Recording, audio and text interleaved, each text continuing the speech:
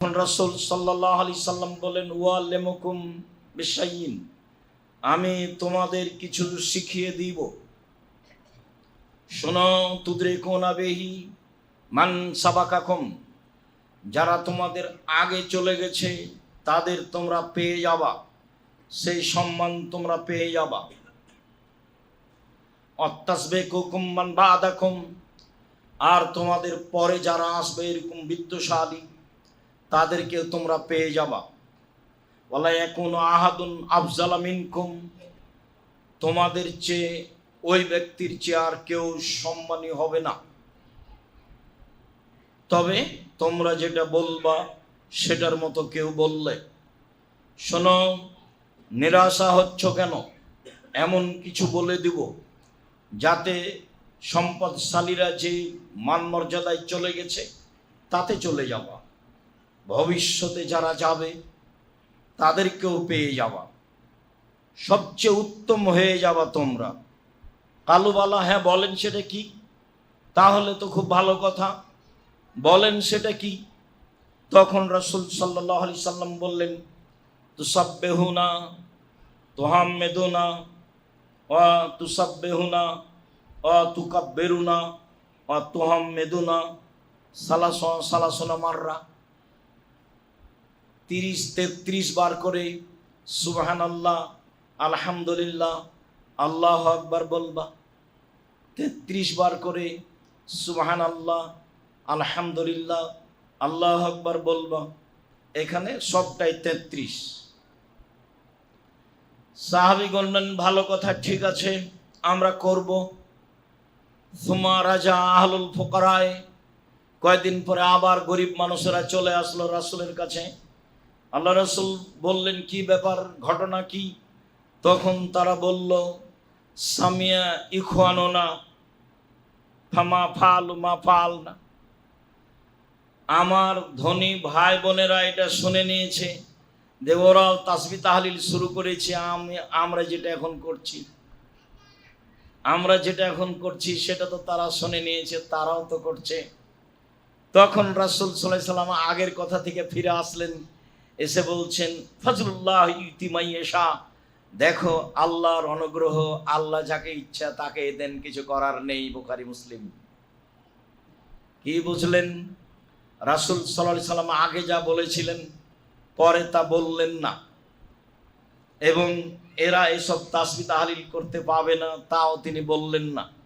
তাহলে মনে করতে হবে অর্থ সম্পদ আল্লাহর একটা বিশাল নেয়ামত। অর্থ সম্পদ উপার্জন করতে হবে, এটাই জরুরি। এবং অর্থ সম্পদ অসহায় পুরুষ নারীর পিছনে খরচ করতে হবে, এটাই জরুরি। নেতা নেত্রীকে উঠাতে হবে, বসাতে হবে, এই জন্য পয়সা উপার্জন করতে হবে, খরচ করতে হবে, এই সিদ্ধান্ত থেকে ফিরে আসতে হবে। বন্ধু বান্ধব নিয়ে যেখানে সেখানে পয়সা অপচয় নষ্ট করতে হবে, এই পথ থেকে ফিরে আসতে হবে, আসতেই হবে। সম্মানিত দিনী ভাই বোন যারা এখানে আছেন, সময়ের গতিতে যারা অত্র বুখারী মুসলিমের বিবরণ অবগত হবেন, তাদেরকে আমরা আন্তরিকভাবে অনুরোধ জানাতে চাচ্ছি যে অবশ্যই বেশি থেকে বেশি পয়সা উপার্জনের জন্য প্রাণপণে জীবন বাজি রেখে চেষ্টা চালানোর জন্য অনুরোধ জানাচ্ছি। বিশেষভাবে সতর্ক ও সাবধান করতে চাচ্ছি যে অবশ্যই পয়সা যেন ভুল পথে খরচ না হয়, অবশ্যই পয়সা যেন অসহায় মানুষের পিছনে খরচ হয়। রাসূল সাল্লাল্লাহু আলাইহি সাল্লাম বললেন, জান্নাতে কতগুলি দামি দামি ঘর রয়েছে, যার বাহির থেকে ভেতর দেখা যায়, ভেতর থেকে বাহির দেখা যায়, উন্নত মানের পদার্থ দিয়ে তৈরি। রাসূল সাল্লাল্লাহু আলাইহি সাল্লামকে জিজ্ঞাসা করা হলো, এসব জান্নাত কারা পাবে? তখন আল্লাহ রাসূল উত্তরে বললেন, তুতইমুনা তাম, যারা অসহায় দুস্থ মানুষের খাবার ব্যবস্থা করে তারাই পাবে। রাসূল সাল্লাল্লাহু আলাইহি সাল্লামকে জিজ্ঞাসা করা হয়েছিল, আইয়ুল ইসলামে খায়ের, মুসলমানের জীবনে সবচেয়ে ভালো কাজ কোনটি? মানুষের জীবনে অনেক ভালো কাজ আছে, সালাত ভালো কাজ, সিয়াম ভালো কাজ, হজ ভালো কাজ, তাসবিহ তাহলিল জিকির আজকার ভালো কাজ। মানুষের জীবনে অনেক ভালো কাজ আছে, সবচেয়ে ভালো কাজ কোনটি বলেন? তখন আল্লাহ রাসূল উত্তরে বললেন, তুতি উত্তম। দস্ত গরিব অসহায় মানুষকে খেতে দেওয়াই হলো মানুষের জীবনে সবচেয়ে ভালো কাজ। তারপরে তিনি বললেন, তাকরাউ সালাম আলামান আরাফতা মান লাম তারিফ, যাকে চিনো তাকেও সালাম দিবে, যাকে চিনো না তাকেও সালাম দিবে। এটা হলো তোমার জীবনের দ্বিতীয় ভালো কাজ। সম্মানিত দিনী ভাই বোন, বলছিলাম তাসবিহ তাহলিল জিকির আজকার সালাতের পরে, সালামের পরে। উকবা বিন আমির রাদিয়াল্লাহু তাআলা আনহু বলেন, রাসূল সাল্লাল্লাহু আলাইহি ওয়াসাল্লাম বলেছেন, মুআক্কিবাতুন লা ইয়াখিবু কাইলুহুন্না ফাইলুহুন্না, সালাতের পরে কিছু তাসবিহ আছে, যারা এগুলি বলবে তারা কখনো নিরাশা হবে না। সালাতের পরে কিছু তাসবিহ রয়েছে, যারা এগুলি বলবে তারা কখনো ক্ষতিগ্রস্ত হবে না, কর্ম থেকে নিরাশাও হবে না, যেটা মনে চাচ্ছে সেটা হয়ে যাবে। তা হলো সালাসিনা তাসবিহা, 33 বার সুবহানাল্লাহ, সালাসিনা তাহমিদা, 33 বার আলহামদুলিল্লাহ, আরবাউয়া সালাসোনা তাকবীরা, 34 বার আল্লাহু আকবার। আগের হাদিসে 33 ছিল, এবার আসলো 33 34 বললে মানুষের লক্ষ্য উদ্দেশ্য সফল হয়ে যাবে। মনে রাখবেন, দুইটা কাজের মাধ্যমে একটা থেকে আর একটা হয়। আমি চাচ্ছি যেটা সেইটার কাজ না করে আর একটা করলাম তো এটা হয়ে যাবে। সেটা কি? একটা তাসবিহ। আর একটা কি? দান। তাসবিহ, ফাতেমা রাদিয়াল্লাহু তাআলা আনহা পিতার কাছে গিয়ে বলবেন যে আমি কাজ করতে পারি না, একটা কাজের মানুষ দেন। বাড়িতে ছিলেন না। আয়েশা রাদিয়াল্লাহু তাআলা আনহাকে বলে আসলেন, আমি আব্বার কাছে এই জন্য এসেছিলাম, আসলে বলে দিবেন। আসলে তিনি বললেন, ফাতেমা এই জন্য এসেছিলেন। আল্লাহর নবী শুনেই চলে গেলেন মেয়ের বাড়ি। রাত হয়ে গেছে, মেয়ে ঘুমিয়ে গেছেন, জামাইও ঘুমিয়ে গেছে। ঘরে ঢুকলেন, গিয়ে খাটে বসলেন। তারা তাড়াহুড়া করে বিছানা থেকে উঠছিলেন। তারা দুইজন বললেন, তাড়াহুড়া করে উঠছিলেন। আল্লাহর নবী তাদের দুইজনকে বললেন, উঠতে হবে না, স্ব জায়গায় থাকো। শোনো, 33 বার 34 বার সুবহানাল্লাহ আলহামদুলিল্লাহ আল্লাহু আকবার বলো। 33 করে সুবহানাল্লাহ আলহামদুলিল্লাহ আল্লাহু আকবার বলো। বাস, বলে চলে গেলেন। মানে কি? কাজের লোক হয়ে গেল। কাজের লোক চাইতে গেছেন। আল্লাহ রাসূল বললেন, এইটা দাবি একটা, কর্ম আরেকটা। তার মানে এই দাবিতে ওইটা পূর্ণ হবে। মুসা আলাইহিস সালামকে বললেন, এগুলো করো, বাকিটা ঠিক হয়ে যাবে, তুমি এইগুলো দিয়ে সফল হতে পারবে। তার কাছে যুদ্ধ বিমান আছে, অস্ত্র আছে, খালি হাতে চলে গেছেন। খালি হাতে গিয়ে বলছেন যে বনী ইসরাইলকে ছেড়ে দিতে হবে। তখন বলছে, কে তুমি? তুমি কি শিশুকালে আমার কাছে লালন পালন হওনি? তুমি কি বহু বছর আমার মাঝে থাকোনি? তুমি তোমার কর্ম করেছো, যা করেছো তা করেছো। এক থাপ্পড়ে মানুষ মেরেছ, তুমি বড় অকৃতজ্ঞ। এক মুখে ফেরাউন এই কথা বলল। মুসা আলাইহিস সালাম বললেন, জি, আমি যা করেছি তা করেছি, আমি তখন ভুল পথে ছিলাম। আমি তোমার হত্যার ভয়ে দেশ ছেড়েছি। আল্লাহ আমার প্রতি দয়া করেছেন, আমাকে নবী করেছেন, জ্ঞানে গুণে পূর্ণ করেছেন। তুমি আমার প্রতি অনুগ্রহ করেছ, অনুগ্রহ করে তুমি খোঁটা দিয়েছ। এই সুবাদে তুমি বনী ইসরাইলকে দাস দাসীতে পরিণত করেছ। তুমি বড় উদ্ধত স্বৈরাচার, সীমা লঙ্ঘন করেছ। মুখের ওপরে মুসা আলাইহিস সালাম এই বক্তব্য দিলেন। তার ওই বক্তব্যের মোকাবেলায়, সম্মানিত দিনী ভাই বোন, বলছিলাম তাসবিহ, সত্যিই তাসবিহ দিয়ে একটা থেকে আর একটা হয়। আবু হুরায়রা রাদিয়াল্লাহু তাআলা আনহু বলেন, রাসূল সাল্লাল্লাহু আলাইহি ওয়াসাল্লাম বলেছেন, মান সাব্বাহা বাদা সালাতিল মাকতুবা, কেউ যদি 33 বার সুবহানাল্লাহ বলে সালাতের পরে, 33 বার আলহামদুলিল্লাহ বলে সালাতের পরে, 33 বার আল্লাহু আকবার বলে সালাতের পরে, সুম্মা তামামাল মেয়া, তারপর 100 পূরণ করে দেয়। লা ইলাহা ইল্লাল্লাহু ওয়াহদাহু লা শারীকা লাহু লাহুল মুলকু ওয়া লাহুল হামদু ওয়া হুয়া আলা কুল্লি শাইইন কাদির। এই জিকির দিয়ে তাহলে হুত্তাত খাতায়াহু আও গোফেরা খাতায়াহু মান কানাত ওয়াইন কানাত মিসলা জাবাদিল বাহারে, সাগরের ফেনার সমপরিমাণ পাপ হলেও ক্ষমা করা হবে। বেশি থেকে বেশি পাপ। সাগরের ফেনা, আমরা তো অনেকে সাগরই দেখিনি, ফেনা দেখবো কি দিয়ে? তবু চট্টগ্রাম গেলে কিছু বোঝা যায়। আর যখন বাতাস খুব জোরে চলে তখনই বা সাগরের ঢেউ কেমন হয়। সাগরের পাশে যারা থাকে যায় তারাই বুঝে সাগরের ঢেউ কেমন আর ফেনা কেমন। তিনি বলেন, শোনো, কেউ যদি 33 বলার পরে এই কালেমা পড়ে, লা ইলাহা ইল্লাল্লাহু ওয়াহদাহু লা শারীকা লাহু লাহুল মুলকু ওয়া লাহুল হামদু ওয়া হুয়া আলা কুল্লি শাইইন কাদির, তাহলে সাগরের ফেনা সমপরিমাণ পাপ হলেও ক্ষমা করা হবে। এই কথা মুহাম্মদ সাল্লাল্লাহু আলাইহি সাল্লাম বলেন। এখানে আরেকটা তাসবিহ আপনাকে বলে রাখি। রাসূল সাল্লাল্লাহু আলাইহি সাল্লাম বলেন, মান কালা মিয়া মাররা ফি ইয়াউমিহি সুবহানাল্লাহি ওয়া বিহামদিহি, কেউ যদি তার দিনে, পুরো দিনে সুবহানাল্লাহি ওয়া বিহামদিহি 100 বার বলে, হুত্তাত খাতায়াহু ওয়াইন কানাত মিসলা জাবাদিল বাহারে, তার সাগরের সমপরিমাণ পাপ থাকলেও ক্ষমা করা হবে। সেটা হলো সারা দিনের তাসবিহ, বা এক সময় করে নিলেই হলো 100 বার সুবহানাল্লাহি ওয়া বিহামদিহি। আঙ্গুল এতে 4টা, এতে 4টা, এতে 4টা, এতে 4টা, এতে 4টা, মোট হলো কয়টা? 20টা। তাহলে 5 বার হলে 100 হয়ে যাবে। তাসবিহ দানা নেবেন না, এ তো 4টা 4টা, 4 5 20, এই যে হয়ে যাবে। 5 বার হলে 100 হয়ে যাবে। সহজ পথ, সহজ পথ। আঙ্গুল দিয়ে 5 বার করবেন, তাহলে হয়ে গেল সুবহানাল্লাহি ওয়া বিহামদিহি শুধু। আর সুবহানাল্লাহি ওয়া বিহামদিহি, সুবহানাল্লাহিল আযীম, তার বার নাই, ওটা যে যা পারে। ওটা হলো নেকি হিসাবে সবচেয়ে ভারী। আর এইটার সাথে এই কথাটা লাগা আছে যে সাগরের ফেনা সমপরিমাণ পাপ হলো তাকে ক্ষমা করা হবে।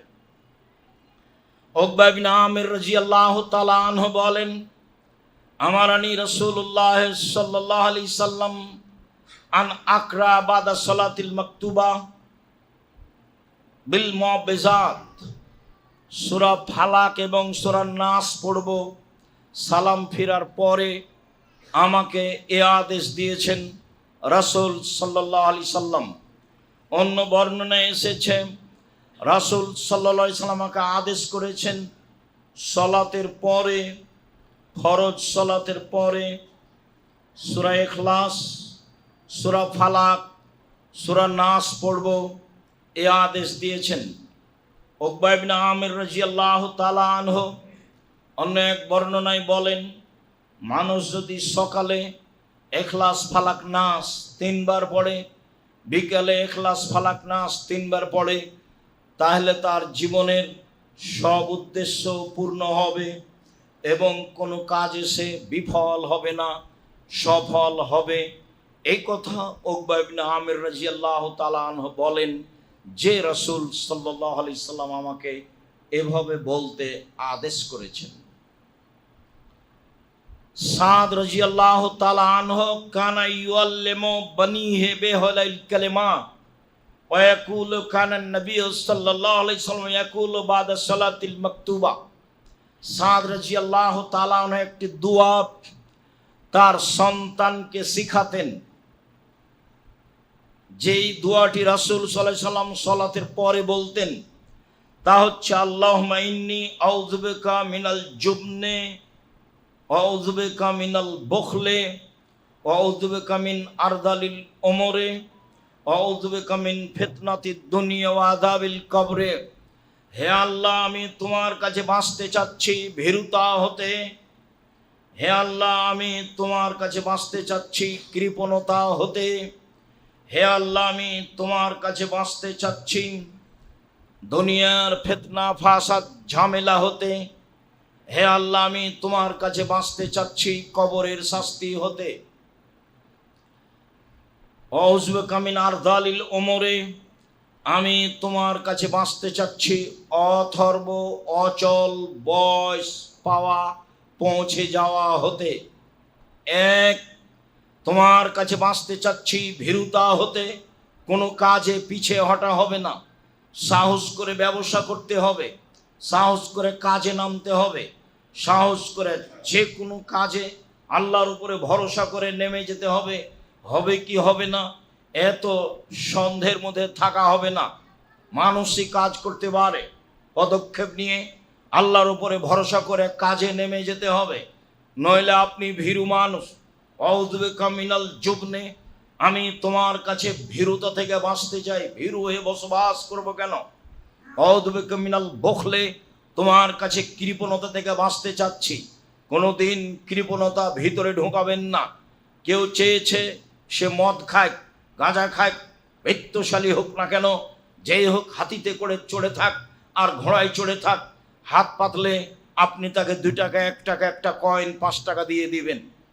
আর যখন আপনি নিজে থেকে কাউকে দিবেন তখন তল্লাশি চালাতে হবে সে সঠিক আকীদার মানুষ কিনা, সে পরহেজগার মানুষ কিনা। এক সন্ধ্যে কাউকে খাওয়াতে হলে তল্লাশি চালাতে হবে সে পরহেজগার মানুষ কিনা। আল্লাহ রাসূল বলেছেন, লা তুতিমু তা'আম ইল্লা বিল তাকি, পরহেজগার মানুষ ছাড়া যেন তোমার খাদ্য কেউ না খায়। ভিক্ষুক আম্মা সাইলা ফালা তানহার, ভিক্ষুককে ধমক দিয়ে সরিয়ে দিবা না, সে যেই হোক। তখন আল্লাহ ভিক্ষুক বলেছেন, হাত পাতে যারা তারাই ভিক্ষুক, হাত পাতে না যারা তারাই মিসকিন। আর খাদ্য দেওয়ার ব্যাপারে বৃত্তশালী হোক, আপনাকে ভালো লাগে, আপনি মনে করেন পরহেজগার মানুষ, চাচা হোক চাচি হোক দেশবাসী হোক আলেম ওলামা হোক, হয়তোবা বাংলাদেশের গতিতে এই সুবাদে মানুষ আলেম ওলামাকে দাওয়াত দিয়ে থাকেন। হয়তো ভাই বাপ মারা গেলে মক্তবের ওই মসজিদের ওই হিফজখানার ছেলেরাকে নিয়ে এসে পড়িয়ে নেন কোরআন তেলাওয়াত। আমি দুঃখিত, তারা তো প্রথমত অনেকেই শিরক বেদাতের সাথে জড়িত, তারা অনেকেই পড়ার সাথে সম্পৃক্ত নয়। আর আমি পূর্ব থেকে বলে আসছি সেখান থেকে একটু আরও বেশি হওয়া দরকার। আমি দীর্ঘ 90 সাল থেকে এদেশের মাটিতে দিন প্রচারে যা বুঝেছি তাতে শতকরা 95 জন বক্তা মিথ্যুক, শতকরা 98 জন মুফাসসির মিথ্যুক। ধর্মের নামে এসব কথা রাসূল সাল্লাল্লাহু আলাইহি ওয়াসাল্লাম বলেননি। সম্মানিত দিনী ভাই বোন, আমি আপনাকে আন্তরিকভাবে অনুরোধ জানাচ্ছি যে আপনি সব সময় আল্লাহর কাছে বাঁচতে চাইবেন কৃপণতা হতে। হোক না কেন একটা কয়েন, হোক না কেন 5টা টাকা, হোক না কেন 10টা টাকা, হোক না কেন 10 লক্ষ টাকা, সেটা যেটাই হোক না কেন, পরিস্থিতি সামনে আসলে 2 টাকা দিবেন, 1 টাকা দিবেন। গাড়িতে উঠলে আপনি ওইভাবে টাকা নিয়ে উঠবেন। আপনাকে আমি বলিনি যে আপনাকে এত টাকা দিতে হবে, আপনি আপনার সামর্থ্য অনুযায়ী দিবেন, কৃপণতা যেন ভিতরে না থাকে। বহুবার বলেছি, আল্লাহ রাসূল বলেন সবকে দান করতে হবে। সাহাবীগণ বললেন না পারলে কি করবে? তখন উত্তরে বলছেন মানুষের বাড়িতে কাজ করবে, কাজ করে যেটা পেয়েছে সেটা নিজে উপকৃত হবে এবং দান করবে। সাহাবীগণ বললেন কাজ করতে না পারলে কি করবে? তখন তিনি বলছেন অসহায় মানুষের সাহায্য করবে। তখন সাহাবীগণ বললেন অসহায় মানুষের সহযোগিতা করতে না পারলে কি করবে?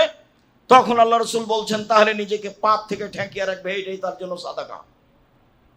সাহাবীগণ নিচে নামতে থাকলেন, আল্লাহ রাসূল বলতে থাকলেন, হাদিস বুখারী মুসলিম। সম্মানিত দিনী ভাই বোন, 3 নম্বর বাক্যে বললেন ওয়াউযুবিকা মিন আরযালিল উমর, আল্লাহ ওই বয়স তোমার কাছে চায় না যে বয়সে আর একজন আমাকে পেশাব পায়খানে নিয়ে যাবে, ওরকম বয়স আমি চাই না।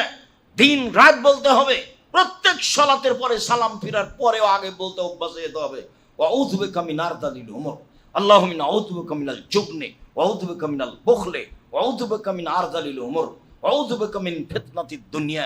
ফিতনাতে দুনিয়াতে কত সমস্যা, শুধু খালি মেয়ে মানুষ ফিতনা, অর্থ সম্পদ ফিতনা, জমি জায়গা সম্পদ ফিতনা, মানুষজন ফিতনা, সমাজ ফিতনা, কত সমস্যা নেমে আসছে। সমস্যার পর সমস্যা, আরো সমস্যা মানুষের উপরে নেমে আসবে। ভূমিকম্প হবে, মানুষ সকালে সন্ধ্যায় ছিল মানুষ, সকালে হবে শোর বানর। সর্ব ধরনের সমস্যা নেমে আসবে মানুষের উপরে। এ কথাই মুহাম্মদ সাল্লাল্লাহু আলাইহি সাল্লাম বলেন, দুনিয়াবি ফিতনা থেকে তোমার কাছে বাঁচতে চাই এবং তোমার কাছে বাঁচতে চাই কবরের শাস্তি থেকে। রাসূল সাল্লাল্লাহু আলাইহি সাল্লাম এই দোয়া বলতেন সালাতে সালাম ফেরার পরে। এই কথা উকবা ইবনে আমির রাদিয়াল্লাহু তাআলা আনহু বলেন। আনাস রাদিয়াল্লাহু তাআলা আনহু বলেন, রাসূল সাল্লাল্লাহু আলাইহি সাল্লাম বলছেন যে আমি চাই লান আকউদা মা কওমিন ইয়াযকুরুনা বাদা সালাতি সুবহে, ফজরের পরে যারা তাসবিহ তাহলিল করে ওদের পাশে আমি বসবো, তাসবিহ তাহলিল করব, শুনবো। আহাব্বু ইলাইয়া মিনান উতিকা আরবা ওলাদে বানি ইসরাইল, বানি ওলাদে ইসমাইল, ইব্রাহিমের ইসমাইলের সন্তান হতে 4 জন দাস দাসীকে আজাদ করে দেওয়ার চেয়ে ফজরের সালাতের পরে বসে তাসবিহ করা আমার কাছে উত্তম। মাগরিবের সালাতের পরে 4 জন দাস দাসীকে আজাদ করে দেওয়ার চেয়ে আমার কাছে উত্তম যে আমি মাগরিবের সালাতের পরে ফজরের সালাতের পরে বসে তাসবিহ তাহলিল করি ওদের সাথে যারা তাসবিহ তাহলিল জিকির আজকার করে। আনাস রাদিয়াল্লাহু তাআলা আনহু বলেন, রাসূল সাল্লাল্লাহু আলাইহি সাল্লাম বলেছেন, মান সাল্লাল ফাজরা ফি জামাতিন। এটা অনেকেই বুঝে, করতে ভুল করে। কেউ যদি জামাতে ফজরের সালাত আদায় করে, জামাতে করার চেষ্টা করতে হবে, জামাতে ফজরের সালাত আদায় করে, সুম্মা কাদা, তারপর ওখানে বসে, এযকুরুল্লাহ, আল্লাহকে ডাকে, হাত্তা তাতলু আসাম, সূর্য ওঠা পর্যন্ত, সুম্মা ইসাল্লি রাকাতাইন, তারপরে 2 রাকাত সালাত আদায় করে, তাহলে কানাত লাহা আজরুন কাজরা হাজ্জাতিন উমরা তাম্মা তাম্মা তাম্মা, তাহলে সে পূর্ণ হজ উমরার নেকি পাবে, পূর্ণ হজ উমরার নেকি পাবে, পূর্ণ হজ উমরার নেকি পাবে। বুখারী মুসলিম। সালাতের পরে বসে তাসবিহ তাহলিল জিকির আজকার করতে হবে। পেশাব পায়খানায় যেতে পারে, স্থান ত্যাগ করে কোনো কাজে লিপ্ত হলে এইটা হবে না। পেশাব পায়খানা জিকির আজকারে আছেন, যাচ্ছেন প্রয়োজনীয়ভাবে, আহাল পরিবারের সাথে কথায় জড়িয়ে পড়লেন, তখন এটা হবে না। তাহলে এখান থেকে উঠে গিয়ে একটা সময়ে গিয়ে চাস্তের সালাত আদায় করতে হবে, তখনও অনেক নেকি, তখনও 2 রাকাত পড়েন।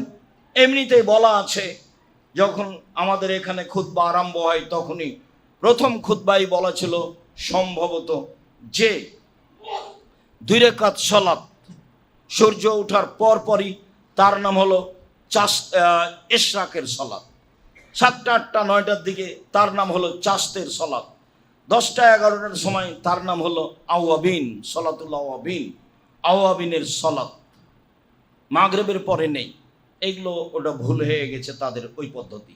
সম্মানিত দিনী ভাই বোন, উমামা বাহেলি রাদিয়াল্লাহু তাআলা আনহু বলেন, রাসূল সাল্লাল্লাহু আলাইহি ওয়াসাল্লাম বলেছেন, রাসূল সাল্লাল্লাহু আলাইহি সাল্লামকে জিজ্ঞাসা করা হয়েছিল, আয়ুদ দোয়া আসমাও, কোন সময় বেশি দোয়া কবুল হয়। দোয়ার বইটাতে দেখেন প্রথমে কোন কোন সময়ে দোয়া কবুল হয় তার সিরিয়াল দেওয়া আছে। ওই সিরিয়াল থেকে এখানে একটা আজকের আলোচনায় চলে এসেছে। জিজ্ঞাসা করা হয়েছিল কোন সময় মানুষের দোয়া কবুল হয়, তখন আল্লাহ রাসূল বলছেন জওফাল্লাইল আখির, শেষ রাতে, বাদা সালাতিল মাকতুবা, ফরজ সালাতের পরে। তখন এক শ্রেণীর মানুষ ধরে নিয়েছে যে হাত তুলে দোয়া। আচ্ছা ঠিক আছে, হাত তুলে দোয়াই হোক, তাই কি সবাই মিলে? সবাই মিলে হলে তো ইবাদত, ওটা প্রমাণ করতে হবে। প্রমাণ করতে না পারা গেলে সেটা বিদআত হয়ে যাবে। তখন মাওলানা সাহেব যত বড়ই হোক তার পরকাল হারাবেই। শিরক আর বিদআতে মানুষের ইহকালও যায়, পরকালও যায়। শিরক আর বিদআতে মানুষের ইহকালও যায়, পরকালও যায়। মানুষের ধারণায় দুটাই নেকির কাজ, শিরকও নেকির কাজ, বিদআতও নেকির কাজ। মানুষের ধারণায় দুটাই নেকির কাজ, আর দুটারই নিজস্ব ক্ষমতা আছে। শিরক করলে আল্লাহকে অপমান করা হয়, আর বিদআত করলে রাসূলকে অপমান করা হয়। শিরক করলে আল্লাহকে খাটো করা হয়, আর বিদআত করলে রাসূলকে খাটো করা হয়। দুইজনের মান সম্মানের হানি হয়। এই জন্য এই পাপের নিজস্ব ক্ষমতা আছে। শিরক করলে অতীতের নেকি বাতিল হবে, বিদআত করলে আর ইবাদত কবুল হবে না। যেটুকু করবেন রাসূল সাল্লাল্লাহু আলাইহি সাল্লাম থেকে প্রমাণিত হতে হবে, এখানে দুই সময়ে দোয়া কবুল হয় বলে উল্লেখ করা হয়েছে। তার একটি হচ্ছে সলাতের পরে, ফরজ সলাতের পরে হোক, ফরজ সলাতের পরে যেসব তাসবিহ আছে সিরিয়াল বলবেন। এখানে একটা হাদিসে এসেছে যে সালাম ফিরার পরে একটা লোক দাঁড়িয়ে গেছিলেন, ওমর রাদিয়াল্লাহু তাআলা তার কাঁধে হাত দিয়ে জোর করে বসিয়ে দিলেন, দিয়ে বললেন, পূর্বের মানুষেরা ধ্বংস হয়েছে, সালাম ফেরার পরে দাঁড়িয়ে গিয়ে আর এক সলাত আরম্ভ করত, দুই সলার মধ্যে পার্থক্য করতো না। এখন তো অনেকে আরম্ভ করে না আর এক সলাত, সালাম ফেরার পরে উঠে দৌড়াচ্ছে। আজ তো কোর্টের দিন নয়, শুক্রবারে কি কোর্ট চলে বাংলাদেশে? তো এত তাড়াহুড়া হলো কেন? আপনি যখন চট করে উঠেন তখন আমিও অবাক হই, কেন এটা? আপনার এই গতি কেন? পরে এসে আগে যেতে চান কেন? এটা আবার মুনাফিকি লক্ষণও। মসজিদে থাকতে ভালো লাগে না? আহাবুল বেলাদে মাসাজেদোহা আবগাজুল বেলাদে আসওয়াকহা, বুখারী মুসলিম। সবচেয়ে উত্তম জায়গা মসজিদ, সবচেয়ে নিকৃষ্ট জায়গা বাজার। বাজারে থাকতে ভালো লাগে কেন? যেতে ভালো লাগে কেন? মহিলা মানুষের তো কোনো প্রশ্নই আসে না। মহিলা মানুষ যাবে কেন? ওর স্বামী নেই, ওর বাপ নেই, ওর শ্বশুর নেই, ওর ভাই নেই, ওর দেবর নেই, ওর ভাসুর নেই, ওর বোনের ছেলে নেই, ওর ভাইয়ের ছেলে নেই, সব মরে গেছে, একাই বেঁচে আছে দুনিয়াতে। তাই তাকে বাজার যাওয়া লাগে? নগ্ন পোশাক পরে, আঁটো সাঁটো পোশাক পরে, ভ্যানিটি ব্যাগ ঘাড়ে করে চলে যায়। কি বুঝাতে চায় ও? কি বুঝাতে চায়? আপনাকে কেমন লাগে? আপনি কি মনে করেন শিক্ষিত না? ভুল হিসাব। ইন্নামা ইয়াতাযাক্কারু উলুল আলবাব, জ্ঞানী মানুষেরা উপদেশ গ্রহণ করে। উপদেশ গ্রহণ করে না যে শিক্ষিত মানুষ নয় সে। উপদেশ গ্রহণ করে না যে শিক্ষিত মানুষ নয় সে। উপদেশ গ্রহণ করে না যে শিক্ষিত মানুষ নয় সে। অতএব এরা শিক্ষিত নয়, এরা জাতির জন্য অকল্যাণ। মা তারাক্তুবাদি ফিতনাতান আযারাল রিজালা মিনান নিসায়ে, আমার জীবন আমি ছাড়িনি কোনো বস্তু যেটা পুরুষের জন্য বেশি বিপজ্জনক হতে পারে নারীদের চেয়ে। আমার জীবন আমি ছাড়িনি কোনো বস্তু যেটা পুরুষের জন্য বেশি বিপজ্জনক হতে পারে নারীদের চেয়ে। আমার জীবন আমি ছাড়িনি কোনো বস্তু যেটা পুরুষের জন্য বেশি বিপজ্জনক হতে পারে নারীদের চেয়ে। বুখারী মুসলিম। তিনি বলছেন, ইন্নাল মারাতা তুকবিলু ফি সূরাতি শয়তান ওয়া তুদবিরু ফি সূরাতি শয়তান। মহিলা শয়তানের ভেষ ধরে আসে, শয়তানের ভেষ ধরে যায়। মহিলা শয়তানের ভেষ ধরে আসে, শয়তানের ভেষ ধরে যায়। রাসূল সাল্লাল্লাহু আলাইহি সাল্লাম কি খাদিজাকে এভাবে বললেন? রাসূল সাল্লাল্লাহু আলাইহি সাল্লাম কি মারিয়া আয়েশা রাদিয়াল্লাহু তাআলা আনহাকে এভাবে বললেন? ভুল হিসাব। ওর মান সম্মান যেখানে আছে সেটা করলেই হবে। মান সম্মান সহজ, 5 ওয়াক্ত সালাত, রমজান মাসের সিয়াম। স্বামীকে মূল্যায়ন করা মানে বাড়িকে হেফাজতে রাখা, স্বামীর অর্থ সম্পদকে কন্ট্রোলে রাখা। একাধিক হাদিস দ্বারা প্রমাণিত। আপনি তো আপনার স্ত্রীকে বিশ্বাসই করতে পারেন না, যার কারণে বেতনের টাকা আপনি ভিন্ন জায়গাতে গিয়ে রাখেন, তালা মেরে রাখেন, কেননা আপনি আপনার বউকে বিশ্বাস করতে পারেন না। আর ঘটনাও তাই। এইরকম চরিত্র থাকলে হবে কি? আল্লাহ রাসূল বলছেন, স্বামীকে মান্য করা মানে কি? স্বামীকে মান্য করা মানে দিনরাত পা টিপে দিতে হবে? এটার মানে কি স্বামীকে মান্য করা? স্বামীর অর্থ সম্পদ, বাড়ি ঘর, ছেলে মেয়ে সব সুন্দরভাবে সুন্দর করে কন্ট্রোলে রাখা, তার নাম স্ত্রী। তাহলে জান্নাত সহজ। অশ্লীল কাজে লিপ্ত না হওয়া। স্বামীকে মান্য করা মানে পুরো সংসারটা তার উপরে চাপানো আছে, তাকেই দেখতে হবে। অর্থ সম্পদ, বাড়িতে যা কিছু আছে, ছেলে মেয়ে সব কিছু তার চোখের উপরে থাকবে, তার নখদর্পণে থাকবে, তার নাম স্ত্রী। তখন তার জন্য জান্নাত সহজ। সম্মানিত দিনী ভাই বোন, রাসূল সাল্লাল্লাহু আলাইহি ওয়াসাল্লাম বললেন, সলাতের পরে, ফজরের সলাতের পরে আর মাগরিবের সলাতের পরে, একাধিক দিন বলেছি তাসবিহ আসরের পরে আর ফজরের পরে। আর এই হাদিসটাও সহিহ, এটা এসেছে মাগরিবের পরে আর ফজরের পরে। এটা আবার মানুষের জন্য সহজ। আসরের পরে তাসবিহতে থাকা খুব কঠিন আছে। মানুষ তখন হাটে বাজারে যায়, অনেক কথার মধ্যে থাকে। তবে যদি তার তাসবিহকে সে ফজরের পরে নিয়ে চলে যায় আর মাগরিবের পরে নিয়ে চলে যায়, তাহলে কোনো সমস্যা নেই। হাদিস দ্বারা প্রমাণিত হয় তার এইটা একটা। রাসূল সাল্লাল্লাহু আলাইহি সাল্লাম বলেন, কেউ যদি ফজরের পরে মাগরিবের পরে বলে, লা ইলাহা ইল্লাল্লাহু ওয়াহদাহু লা শারীকা লাহু লাহুল মুলকু ওয়া লাহুল হামদু বিয়াদিহিল খায়রু ইহয়ি ওয়া ইউমীতু আশারা মাররাত, 10 বার। একটু বেশি হলো, কিন্তু বেশি হলো। বিয়াদিহিল খায়র, লা ইলাহা ইল্লাল্লাহু ওয়াহদাহু লা শারীকা লাহু, আল্লাহ ছাড়া কোনো মাবুদ নাই, তিনি এক, তার কোনো অংশীদার নেই। লা শারীকা লাহু ওয়া লাহুল হামদ, তার প্রশংসা, তারই রাজত্ব। বেয়াদিল খায়র, সব কল্যাণ তার হাতে। ইহমিত, তিনি মারতে পারেন, জীবিত করতে পারেন 10 বার। তাহলে সকালে 10 বার, সন্ধ্যায় 10 বার। কি হবে তখন? আল্লাহ রাসূল বলছেন যে কোতেবা লাহু বেকুল্লে বেকুল্লে ওয়াহেদাতিন আসারা হাসানাতিন, একবার সমান 10 নেকি। মহিয়াতানহ আসারা খাতিয়াতিন, একবার সমান 10 পাপ মিটানো হবে। আর রফেলাহু আসারো দারাজাতিন, একবার সমান 10টা মান বেশি করে দেওয়া হবে। 3 হিরজান মিনকুল্লে মাকরুহিন, যত অপছন্দ কথা ও কর্ম আছে সব থেকে আল্লাহ বাঁচিয়ে দিবেন, হেফাজতে রাখবেন। 4 মিনকুল্লে শয়তানিন রাজিম, ও শয়তান থেকে নিরাপদে থাকবে। 5 লা ইয়াহিল্লু বিযাম্মিন আইয়ুদরাকা ইল্লা শিরক, শিরক ব্যতীত তার শাস্তি হবে না। মনে থাকবে কি আজকের খুতবার এটাই শেষ হাদিস। আরো সময় থাকতে পারে, পরবর্তী জুমায় আমরা সকল সন্ধ্যার তাসবিতে যাব, তখন আরো থাকতে পারে।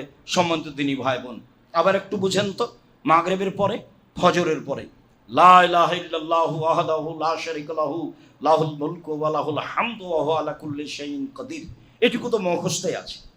আর একটু যেটুকু বাড়ালাম এই হাদিসে এসেছে, সেটুকু আপনার ভারী নয়।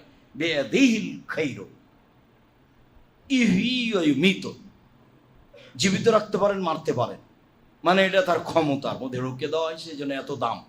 ইহয়ুমিত, সব কল্যাণ তার হাতে, তিনি মারতে পারেন, জীবিত করতে পারেন 10 বার সকালে, 10 বার সন্ধ্যায়। যারা একটু অবসর সময়ে থাকেন তারা বলেন, ছেলে মেয়ে তো এখন কাজ ব্যবসা বাণিজ্য করছে, আপনি কেন খালি চা খানার আড্ডা পিটেন?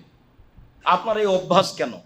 ছেলেরাকে তো খারাপ লাগে, মেয়েরাকে তো খারাপ লাগে, কেন গিয়ে দোকানে বসে থাকেন? হিসাব করেন না? আর আমি তো আপনাকে বারবার বলেছি মুসলমান বসে খেতে পাবেন না, আপনিও ব্যবসা করেন। আপনি বাড়িতে একটা ছোট্ট ব্যবসা করবেন, বসে থাকা হবে না। আপনি বলবেন ছেলেরা, এই শোনো, তোমাদের টাকা নিয়ে আমি দান করবো নাকি? আমি টাকা ইনকাম করেছি দান করার জন্য, তোমরা যা করছো করো। তোমরা যেটা আমাকে খাওয়ার জন্য দাও সেটা আমি কিছু রেখে রেখে দান করে দিই। আমি বুঝি আমার সময় শেষ, যা করেছি করেছি। শ্বাস বন্ধ হয়ে গেলে পৃথিবীর সাথে আর কোনো যোগাযোগ নেই, একেবারেই যোগাযোগ নেই। সম্মানিত দিনী ভাই বোন, মরণকে হিসাব করে তাসবিহ তাহলিল জিকির আজকার করবেন। আমি আপনাদেরকে আন্তরিকভাবে অনুরোধ জানাচ্ছি, আল্লাহ আমাদের যারা মারা গেছে তুমি তাদের কবরের শাস্তি